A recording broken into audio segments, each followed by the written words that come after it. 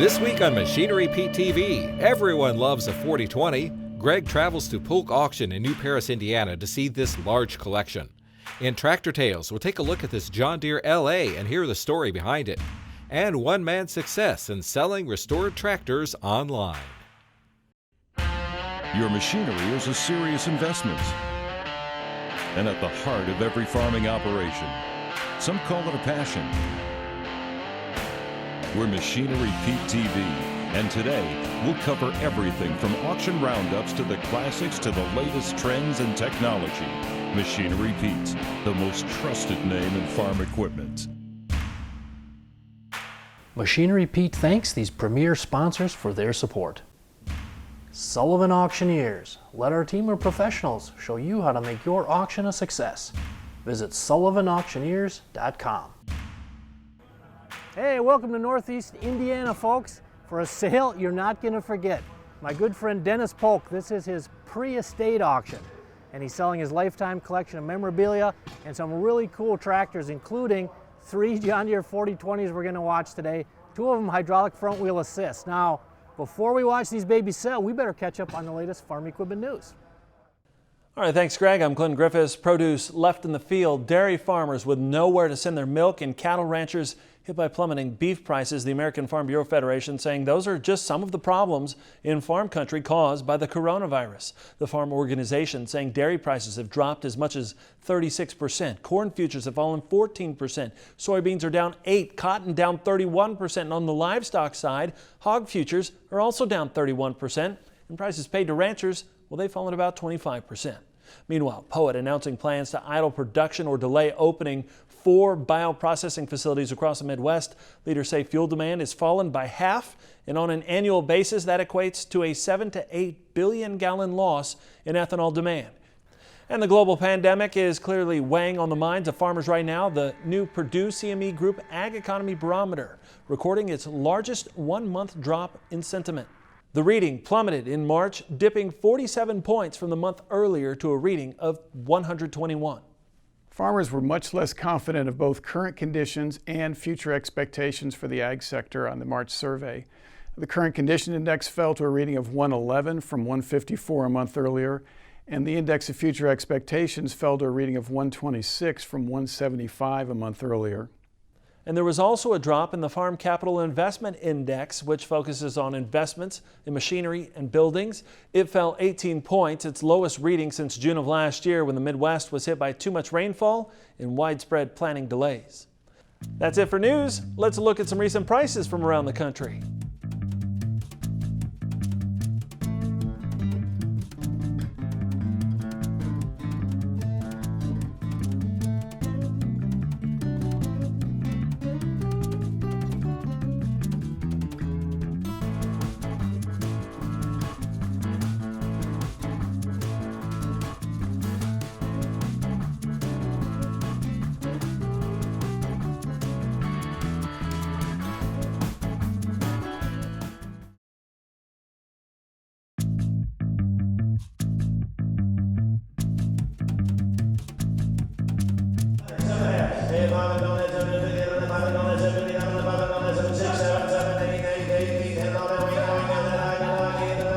Hey folks, I'm here with my good friend Dennis Polk, legend in the farm equipment business. Dennis, thank you for texting me about your sale and inviting me out. Your 2-day sale here, quite an event. Now I do have to ask you, you're labeling this your pre-estate auction. Why don't you tell us about that? Well, I'm still alive, so it's before my estate, so it's a pre-estate.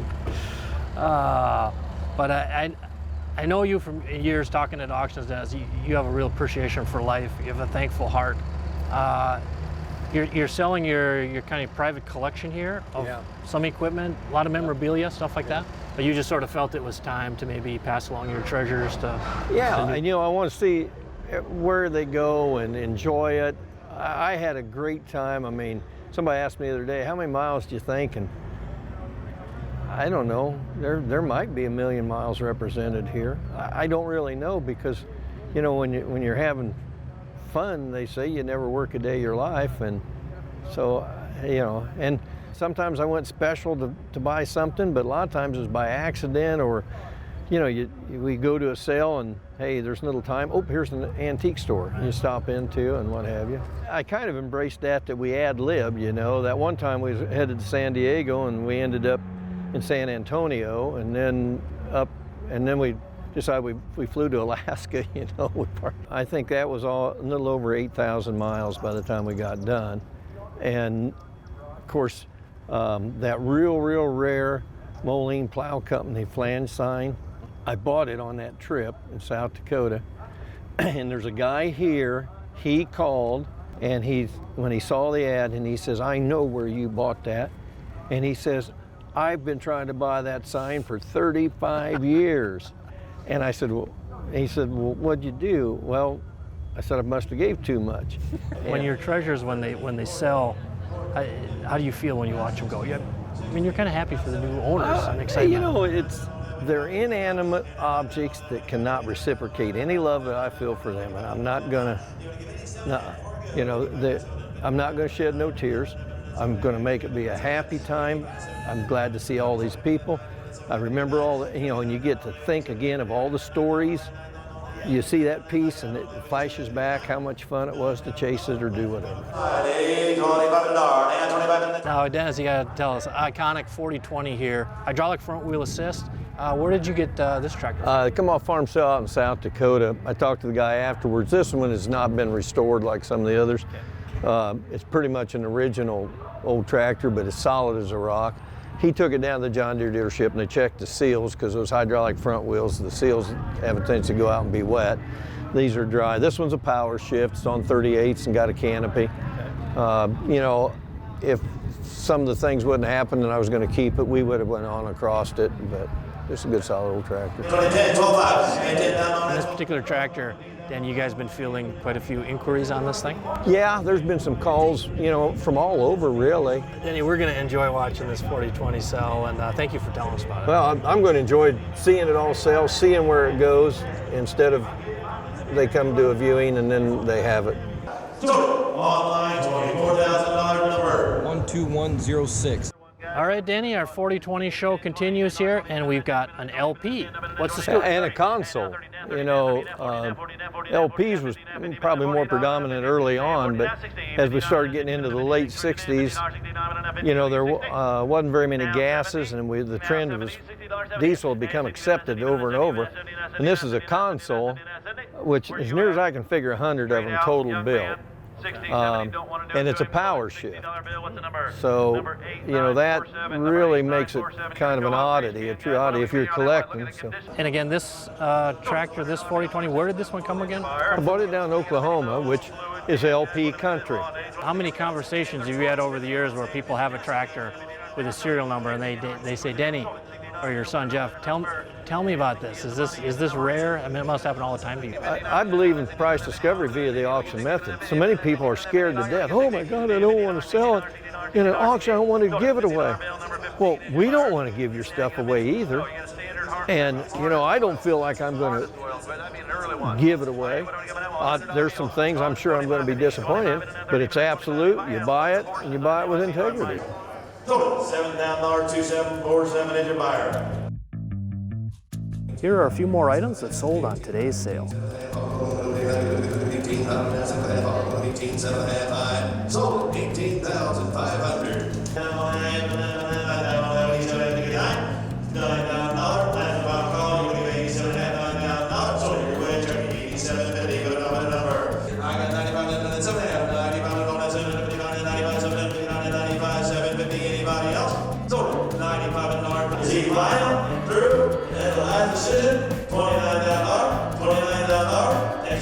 Appreciate it. So $28,500 going to Kentucky.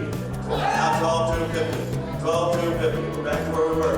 Thanks for you want to get $12,250. Thanks for everything. I appreciate it. So $12,000. Put it on bidder number 7018. Thank you, guys.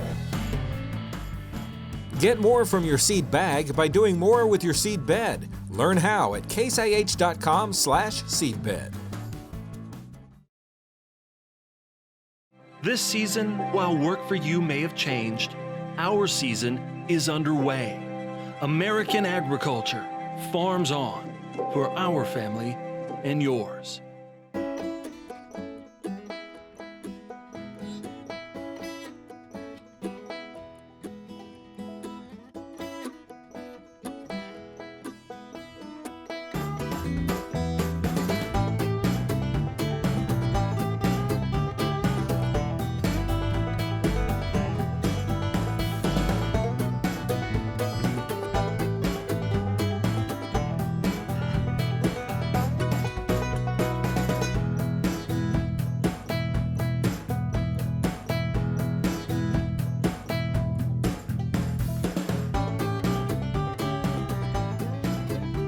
We've had some bumps in the road. Kentucky farmer Aaron Redding will be the first to admit 2019 hasn't been easy. But we're certainly making a lot better progress than some other folks across the country. But he's never been one to complain, even when an unexpected diagnosis changed the way he's able to farm. As a person with a disability, and I've got Lou Gehrig's disease, so I'm no longer able to physically be in the equipment and operate the equipment.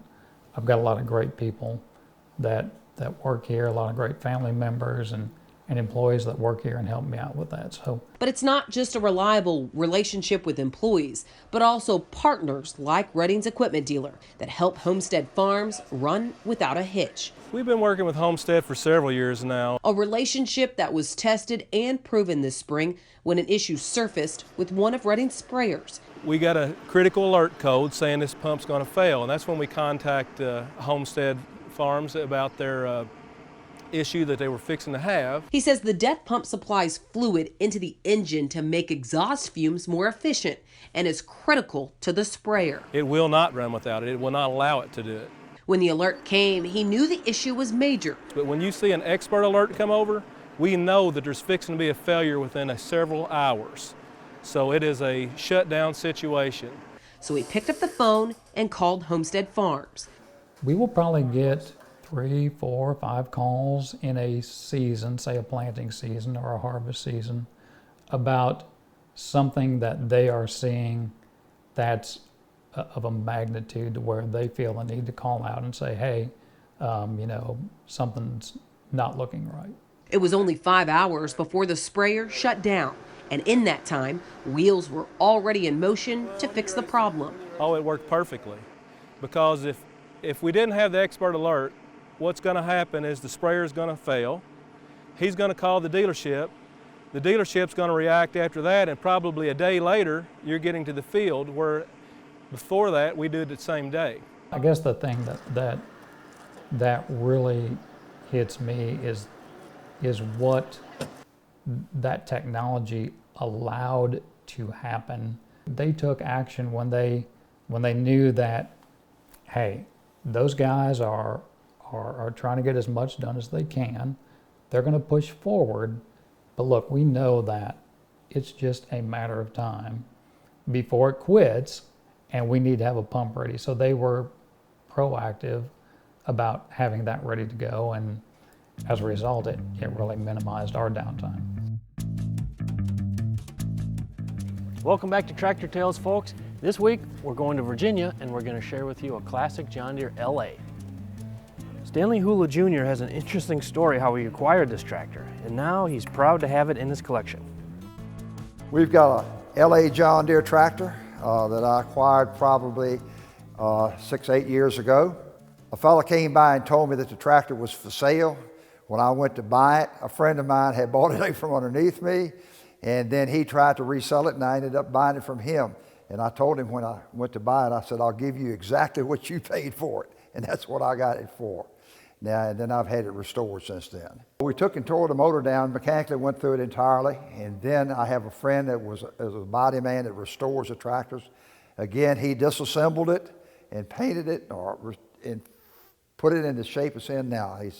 In other words, it's restored, and it probably is in better shape now than it was the day it was bought new. It runs good, yes. My health went downhill, and I haven't been able to start these tractors and keep them running like I'm supposed to, and that's why it's not running today. It wouldn't take much to get it started.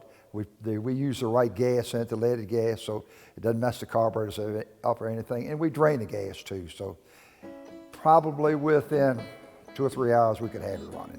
It'll rest here in this museum until either my sons or somebody else decide to dismantle the museum.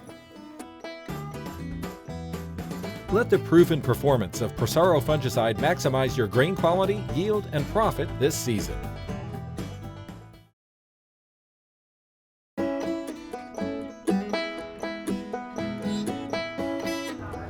All right, folks, time for our feature item on the show today, our 40-20 show. Dennis, tell us about this baby. Everybody's got to have a 40-20. You know, That's a good life philosophy, I think, isn't it? You know, I think so. You know, there's only 2 types of people in this world. Those that's got a 40-20 and those that wish they had one. But, you know, Okay. the front wheel assist are kind of neat. You know, 69 was the first year that they did it. This one I bought in Iowa. It had came out of Idaho. 2 brothers redid this one. Runs out really, really well and what have you, but they're just, like I said, this era of tractor, whether it's Deere, International, Oliver, they was beautiful tractors, you know. And nobody knows, like you were saying, nobody knows exactly how many hydraulic front wheel assists. No, I think it was more predominant in certain areas. You know, Idaho, I know had a lot of them because we've hauled quite a few out of there, and California had some. But I mean, there's different areas that used them. In our particular area, there's just very few front wheels that was really sold new in this area. Have you noticed on a tractor like this, geographically, any difference in value or not? Today, I think there was a time, but with the advent of the internet and online sales and what have you, the expression of, oh, I snuck up on it, I think it's getting to be more. And then, you know, people don't seem to mind to travel. You know, freight's a consideration, but it's brought it all together. You know, we're, whether you want to call it global or worldwide, I mean, you know, we've loaded containers going to Belgium. You know, we used to have that one consignor from South Africa that sent us tractors when the all fuels was so hard to find. You know, like a lot of them had been exported. Say 20 years from now, do you think the demand, an iconic model like a 40-20, what do you foresee? Yeah, I don't know. If I could foresee really good, I would have probably bought a whole bunch of 40-20s, you know. So, $22 down, number 6094, 6094.